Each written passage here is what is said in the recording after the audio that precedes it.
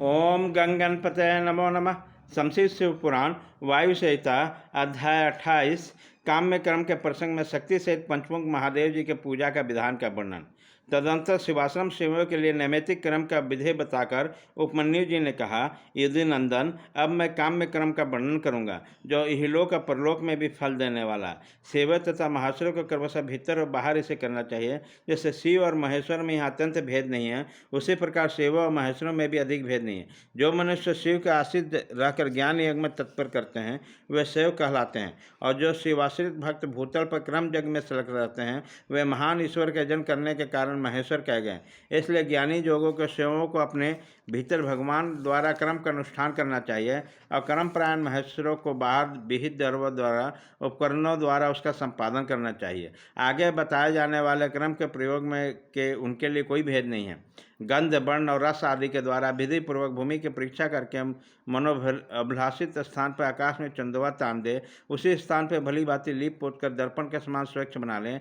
तत्पश्चात शास्त्रोक्त मार्ग से वहाँ पहले एक पूर्व दिशा की कल्पना करें, उसी दिशा में 1-2 हाथ का मंडल बनाएं। उस मंडल में सुंदर अष्टदल कमल अंकित करें। कमल में कर्णिका भी होने चाहिए। यथासंभव संचित रत्न और स्वर्ण आदि के चूर्ण से उसका निर्माण करें। वह अत्यंत शोभायमान और 5 आवरणों से युक्त हो।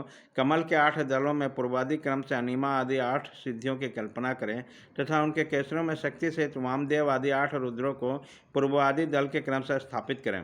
कमल की कर्णिका में बैराग को स्थान दें और बीजों में 9 शक्तियों की स्थापना करें।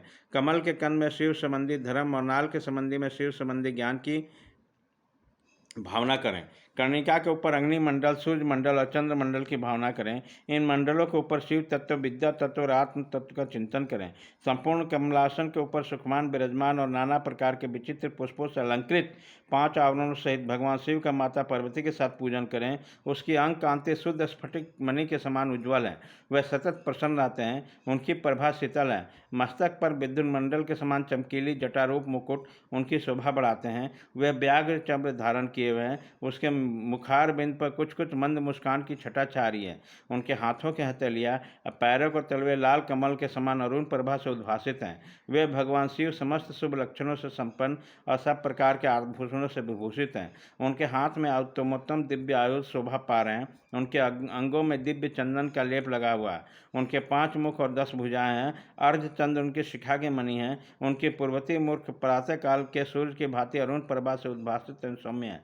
उसमें 3 नेत्र रूपी कमल खिले हैं तथा सिर पर बाल चंद्रमा का मुकुट शोभा पाता है। दक्षिणामुख नील जलंधर के समान श्याम प्रभा से भासित होता है। उसकी भौमें टेढ़ी है और देखने में भयानक है। उसके गोलाकार लाल लाल आंखें दृष्टिगोचर होती हैं। दाढ़ों के कारण वो मुख विकराल जान पड़ता है। उसको प्रभाव करना किसी के लिए भी कठिन है। उसके अधर पल्लव फड़कते रहते हैं। उत्तरवर्ती मुख मूंगे की भांति लाल होती है।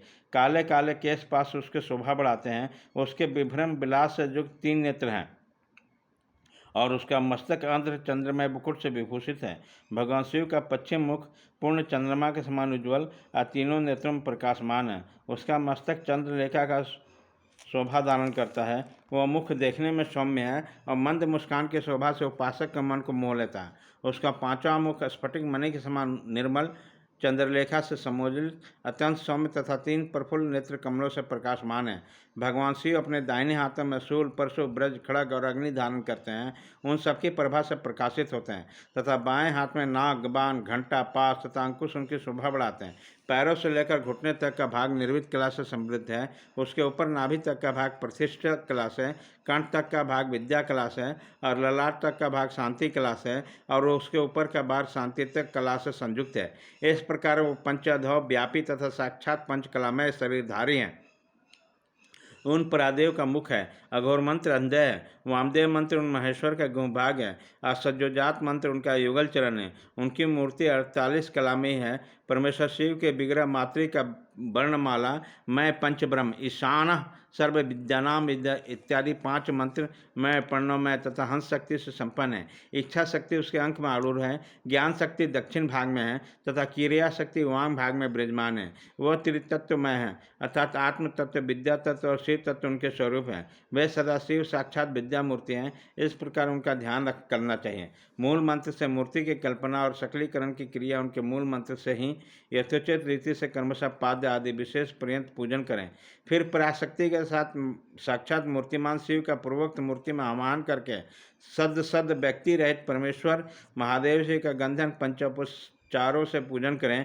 5 ब्रह्म मंत्रों से, 6 अंग मंत्रों से, मांत्रिक मंत्र से, प्रणव से, शिव शक्ति युक्त शिव मंत्र से, शांत तथा अन्य वेद मंत्रों से अथवा केवल शिव मंत्र से उस परम देव का पूजन करें।